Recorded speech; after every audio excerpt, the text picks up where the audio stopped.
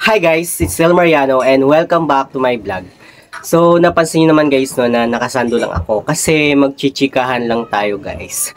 About nga dito sa experience ko kanina. Yes guys no, related ito doon sa mga OLA.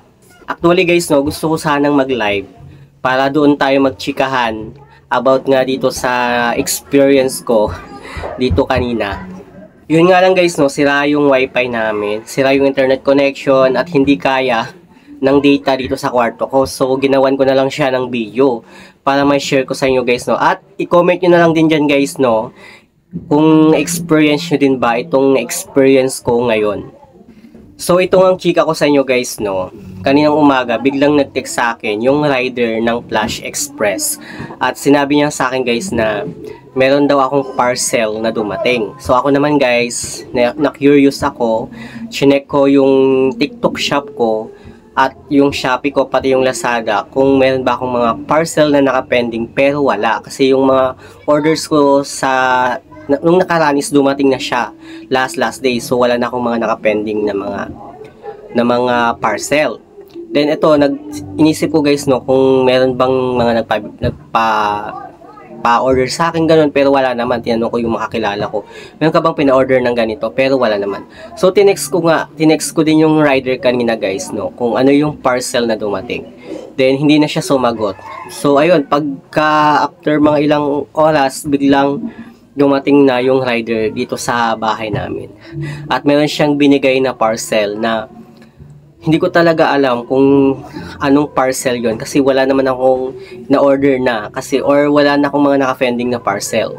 Siguro kung yung parcel na yun guys no is bayad na, syempre tatanggapin ko pa. Pero COD siya guys, tapos hindi ko alam kung kaninong parcel yon kasi nga nung nag-usap kami ng rider, chinek ko yung Shopee ko at sinabi ko sa kanya na wala naman akong mga naka-pending na parcel. At nakita niya naman guys no, nung pinakita ko sa kanya yung Shopee ko.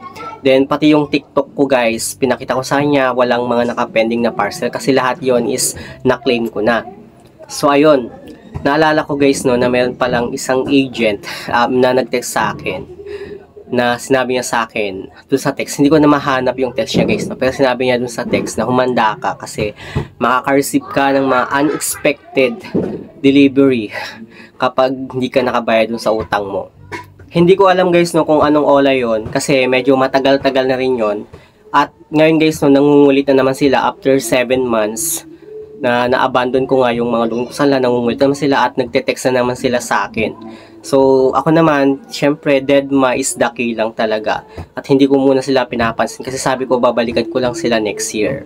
So dito nga guys no, medyo makulit din yung rider at hindi siya naniniwala sa akin.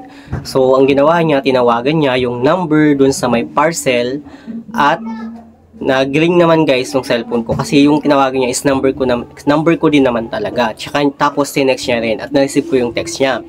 So nagdududa na siya na bakit daw na tinatanggi ko na sa akin yon.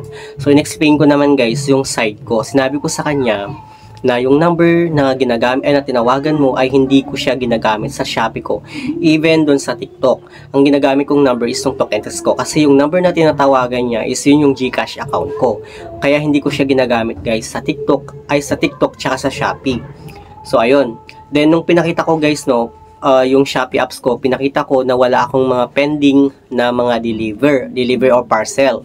Tapos, chinek ko guys, yung number na ginamit ko sa Shopee at nakita niya naman yung number doon sa Shopee apps ko at number doon sa parcel, hindi sila magkatugma kasi yung nasa parcel is yun yung GCash account number ko. Yung nasa TikTok is yun yung talagang pinaka ginagamit ko talaga sa Shopee apps ko. Which is, ilang beses na ako or madaming beses na akong umorder dito kay Shopee at TikTok na yung gamit ko is yung token text ko, hindi yung GCash account ko. And after nun guys no, chinek ko din ng maigi yung pangalan dun sa may parcel, which is real name ko yung nakalagay. Pero dun sa TikTok ko guys, tsaka even sa Shopee ko, hindi ko ni ginagamit yung real name ko sa Shopee at sa TikTok. Ang nakalagay dun is yung nickname ko lang, tsaka yung apelyido.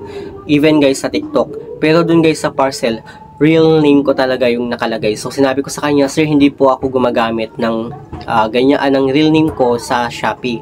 Ang ginagamit ko is ito. Pinakita ko sa kanya yung Shopee ko at yung pangalan na ginagamit ko sa Shopee. At hindi lang dyan guys, no, para mas malinawan si rider, chinek ko din guys yung detail address ko doon sa may parcel, which is tama naman yung detail address. Then chinek ko yung detail address na ginagamit ko doon sa Shopee ko, which is magkaiba sila, hindi sila tugma. Like doon sa parcel is may CTU siya, ganito ganon. Sa akin wala, diretsong address lang. So, means guys, no, doon pa lang nagdududa na ako at naalala ko na meron palang isang agent na nag-text sa akin na sinabi sa akin na humanda ka kasi may mga parcel, unexpected parcel ka na marireceive. So, after ko nga mag-explain guys, no, doon kay rider, naintindihan naman niya at willing naman siyang i-cancel yung parcel na yon kasi totoo naman talaga at na hindi talaga magkatugma yung account name ko, yung detail address, yung number dun sa Shopee, dun sa parcel na nakalagay. Kaya na-cancel din guys, no, yung parcel na yon. So tinutuot talaga ng agent guys, no, yung text niya sa akin na makaka-receive daw ako ng unexpected na parcel. At hindi ko na siya mahanap yung text niya guys kasi sobrang dami ng mga text. Umabot na yata ng 900 plus yung text at hindi ako nagbabasa. So, sa mga nakaranas na ito guys, no, yung experience ko ngayon, comment down below. Actually guys, no, dati hindi lang talaga deliver or parcel yung pinapadeliver nila, pati yung mga kabaong, yung mga bulaklak ng patay, yung mga yan, yung mga ginagawa talaga ng mga agent. Anyway guys, no, mag-comment lang dyan sa may comment section yung mga nakaranas netong na-experience ko ngayon. At mag-chichikahan tayo guys, no, dyan sa may comment section. So yun lang naman guys, no, yung gusto kong i-chika sa inyo.